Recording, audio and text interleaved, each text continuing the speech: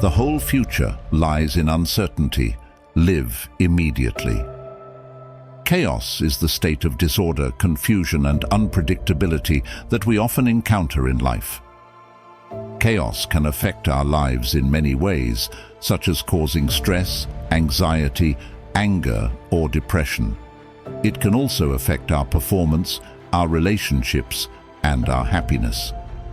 How can we cope with chaos and keep calm? How can we turn chaos into an opportunity for growth and learning? How can we use chaos to become better versions of ourselves?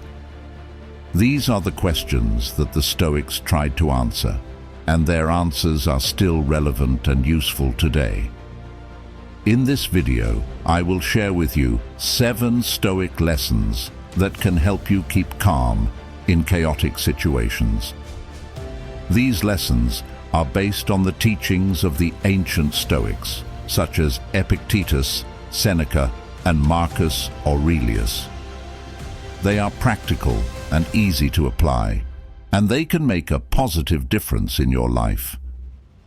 If you want to learn how to deal with chaos in a Stoic way, stay tuned and watch this video till the end. And if you like Stoic, please give it a thumbs up and share it with your friends. Also, don't forget to subscribe to my channel and hit the bell icon to get notified of new videos. Thank you for watching, and let's get started with the first lesson. Lesson 1. Acknowledge that all emotions come from within. We are not disturbed by the things that happen to us, but by the way we think about them. The Stoics believed that we have the power to choose how we react to any situation, and that we can always choose to react rationally and calmly. They said that we should not let our emotions be influenced by external factors, such as other people's opinions, expectations, or actions. Instead, we should focus on what is in our control, which is our own thoughts, judgments, and actions. By doing this, we can avoid being swept away by anger, fear, sadness, or anxiety, and we can maintain our inner tranquility and harmony. One of the most famous Stoics, Epictetus, said, "It is not the things themselves that trouble people, but their opinions about things." He also said, "Men are disturbed not by the things that happen, but by their opinions about the things that happen." These quotes remind us that we have the ability to change our perspective and to see things in a more positive and constructive way. For example, if we face a failure, we can see it as a setback or as a lesson. If we face a conflict, we can see it as a problem or as an opportunity to practice patience and compassion. If we face a change, we can see it as a threat or as a chance to adapt and grow. The choice is ours, and it makes a big difference in how we feel and how we act. So, how can we apply this lesson in our lives? One way is to practice self-awareness and to monitor our thoughts and emotions.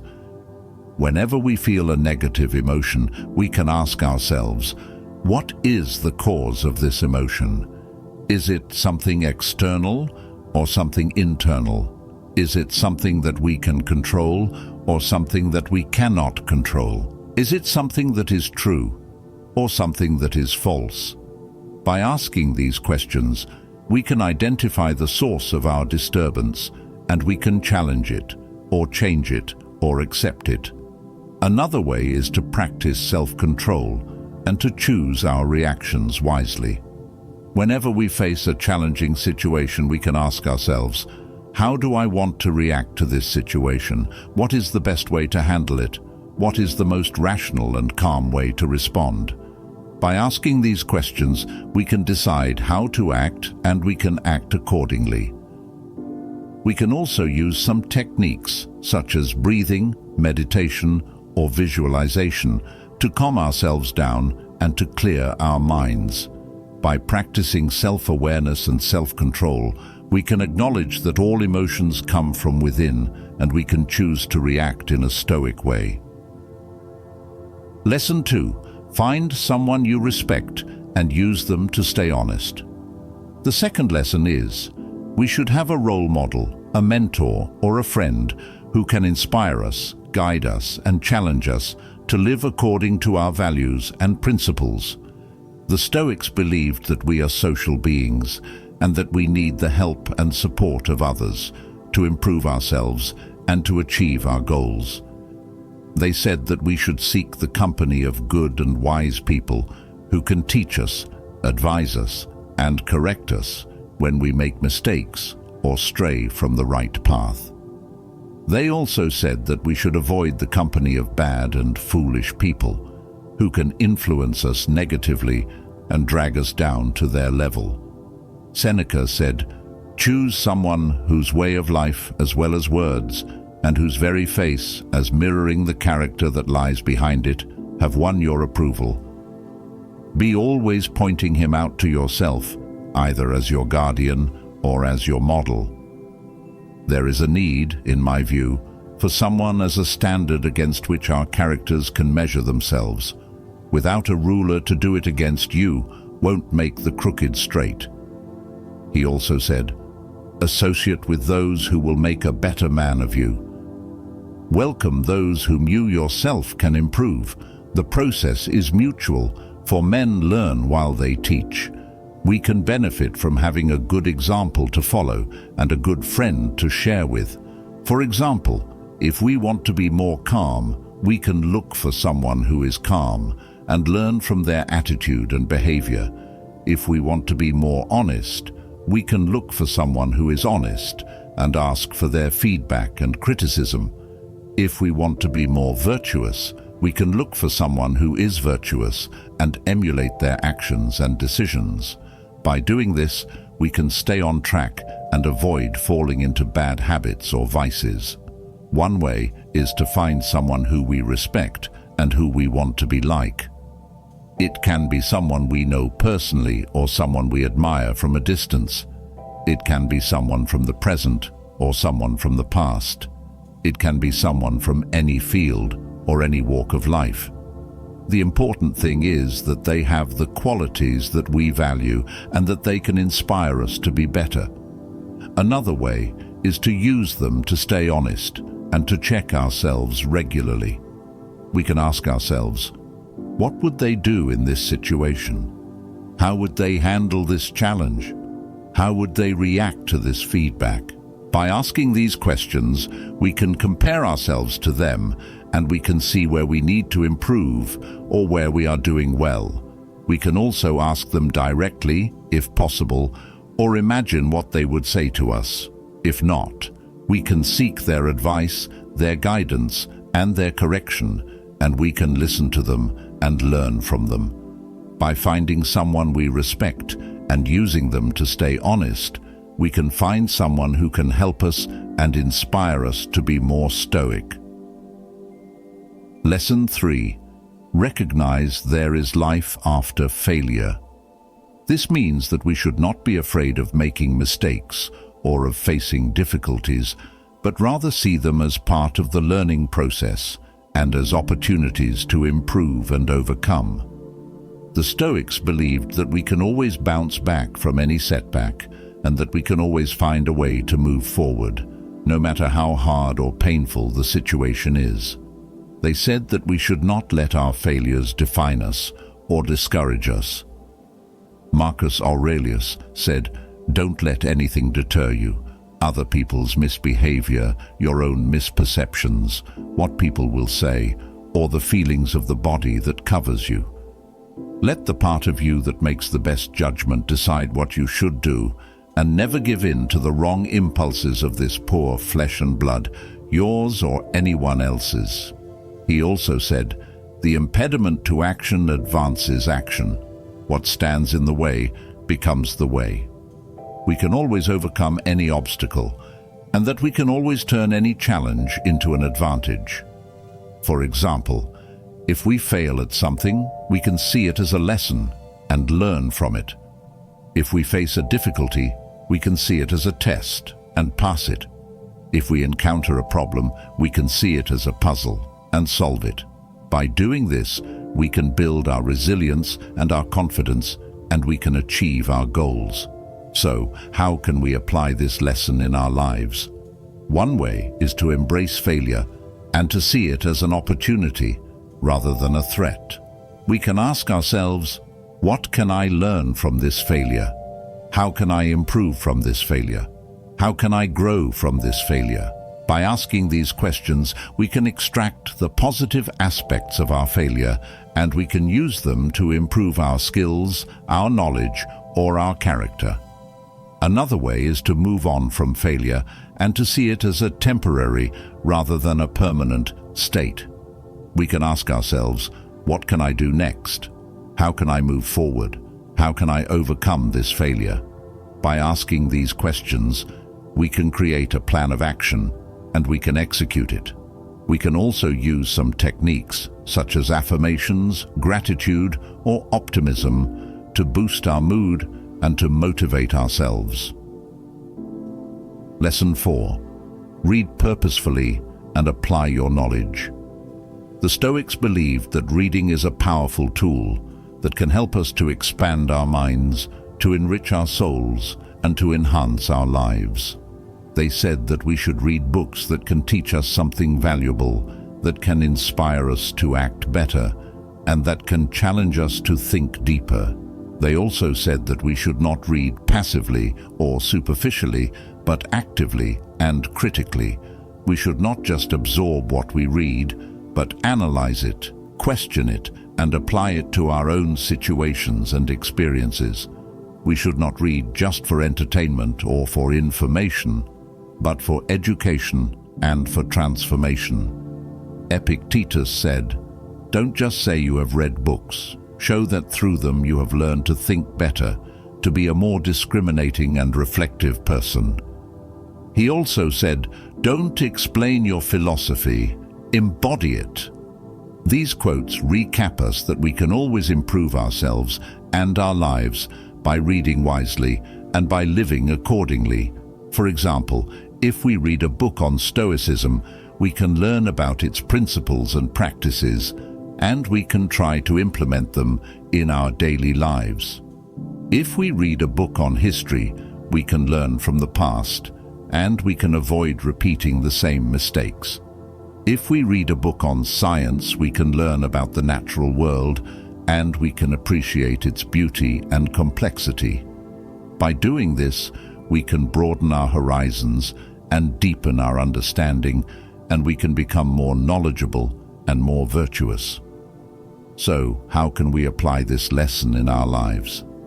One way is to read purposefully and to choose books that can help us to achieve our goals, or to solve our problems, or to satisfy our curiosity.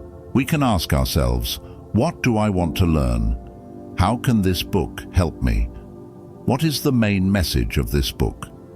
By asking these questions, we can select books that are relevant and useful and interesting for us. Another way is to apply our knowledge and to use what we read to improve our actions, or our decisions, or our attitudes. We can ask ourselves, how can I use what I learned? How can I apply this knowledge to my situation? How can I share this knowledge with others? By asking these questions, we can integrate what we read into our lives, and we can make a difference in ourselves and in the world. Lesson 5. Challenge yourself to be brutally honest. We should not lie to ourselves or to others, but tell the truth, no matter how hard or uncomfortable it is. The Stoics believed that honesty is a virtue, and that it is essential for living a good and happy life. They said that we should not deceive ourselves or rationalize our actions, but face reality and accept our faults and weaknesses. They also said that we should not flatter ourselves or seek praise from others, but evaluate ourselves objectively and seek feedback and criticism. Marcus Aurelius said, "The first rule is to keep an untroubled spirit. The second is to look things in the face and know them for what they are." He also said, "If anyone can refute me, show me I'm making a mistake or looking at things from the wrong perspective, I'll gladly change. It's the truth I'm after." and the truth never harmed anyone. We can always improve ourselves and our lives by being honest with ourselves and with others. For example, if we make a mistake, we can admit it and apologize for it. If we have a problem, we can acknowledge it and seek help for it. If we have a goal, we can assess it and work hard for it. By doing this, we can avoid self-delusion and self-sabotage, and we can achieve self-improvement and self-fulfillment. Lesson 6. Reflect on what you spend the most time on. This means that we should not waste our time on trivial, meaningless, or harmful things, but use it wisely on valuable, meaningful, and beneficial things. The Stoics believed that time is our most precious resource and that we should make the most of it by living in the present, by focusing on what matters, and by pursuing our purpose. They said that we should not let ourselves be distracted or procrastinate or regret, but be mindful and intentional and greater fool. It is not that we have a short time to live, but that we waste a lot of it. Life is long enough, and a sufficiently generous amount has been given to us for the highest achievements if it were all well invested. But when it is wasted in heedless luxury and spent on no good activity, we are forced at last by death's final constraint to realize that it has passed away before we knew it was passing. So it is. We are not given a short life, but we make it short, and we are not ill-supplied, but wasteful of it. He also said, "You live as if you were destined to live forever. No thought of your frailty ever enters your head. Of how much time has already gone by, you take no heed. You squander time as if you drew from a full and abundant supply, though all the while that day which you bestow on some person or thing is perhaps your last."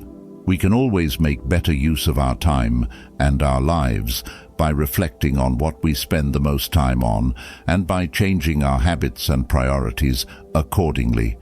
For example, if we spend too much time on social media, we can reduce it and spend more time on reading or learning. If we spend too much time on complaining, we can stop it and spend more time on solving or improving. If we spend too much time on worrying, we can let it go and spend more time on enjoying or appreciating. By doing this, we can avoid wasting our time and our lives, and we can achieve more happiness and fulfillment. So, how can we apply this lesson in our lives? One way is to reflect on what we spend the most time on and to evaluate if it is worth it or not. We can ask ourselves, what do I spend the most time on? Is it something that adds value to my life or something that takes away from it? Is it something that aligns with my goals or something that distracts me from them? Is it something that makes me happy or something that makes me unhappy? By asking these questions, we can identify the activities that are important and the activities that are not, and we can prioritize them accordingly. Another way is to use our time wisely and to make the most of it by living in the present and by focusing on what matters.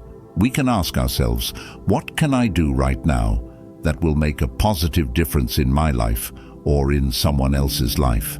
How can I use this time to pursue my purpose or to express my values? How can I use this time to enjoy the moment or to appreciate what I have? By asking these questions, we can make the best use of our time and we can live more fully and more meaningfully. By reflecting on what we spend the most time on and by using our time wisely, we can reflect in a stoic way. Lesson 7. Put the phone away and be present. The seventh and final lesson is to put the phone away and be present. This means that we should not let our devices distract us or consume us, but use them moderately and mindfully. The Stoics believed that we should live in harmony with nature and with ourselves. and that we should pay attention to what is happening around us and within us. They said that we should not let ourselves be carried away by the noise or the news or the notifications, but be calm and aware and focused. They also said that we should not let ourselves be isolated or alienated or addicted, but be connected and engaged and balanced. Marcus Aurelius said, "Do not waste what remains of your life in speculating about your neighbors, unless with a view to some mutual benefit. To wonder what so-and-so is doing and why, or what he is saying, or thinking, or scheming." In a word, anything that distracts you from fidelity to the ruler within you means a loss of opportunity for some other task. He also said, "People try to get away from it all, to the country, to the beach, to the mountains. You always wish that you could too, which is idiotic. You can get away from it any time you like, by going within. Nowhere you can go is more peaceful, more free of interruptions than your own soul." We can always find peace and freedom by putting the phone away and being present. For example, if we are with someone, we can put the phone away and listen to them and talk to them. If we are doing something, we can put the phone away and focus on it and enjoy it. If we are feeling something, we can put the phone away and observe it and understand it. By doing this, we can avoid being distracted or overwhelmed or addicted, and we can achieve more harmony and awareness and fulfillment. So how can we apply this lesson in our lives? One way is to put the phone away and to limit our use of it to what is necessary or beneficial or enjoyable. We can ask ourselves, do I really need to use my phone right now? What am I missing out on by using my phone? How does using my phone affect my mood or my productivity or my relationships? By asking these questions, we can reduce our dependence on our devices, and we can free up our time and our attention for other things. Another way is to be present and to pay attention to what is happening around us and within us. We can ask ourselves, what can I see or hear or smell or touch or taste right now? What am I thinking or feeling or doing right now? What can I learn or appreciate or enjoy right now? By asking these questions, we can increase our awareness of our surroundings and ourselves, and we can experience more joy and gratitude and wonder. By putting the phone away and being present, we can be more stoic. These are the 7 Stoic lessons that can help you stay calm in chaos.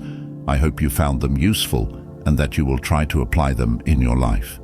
Stoicism is not just a philosophy, but a way of life that can help you to cope with any situation and to become a better person.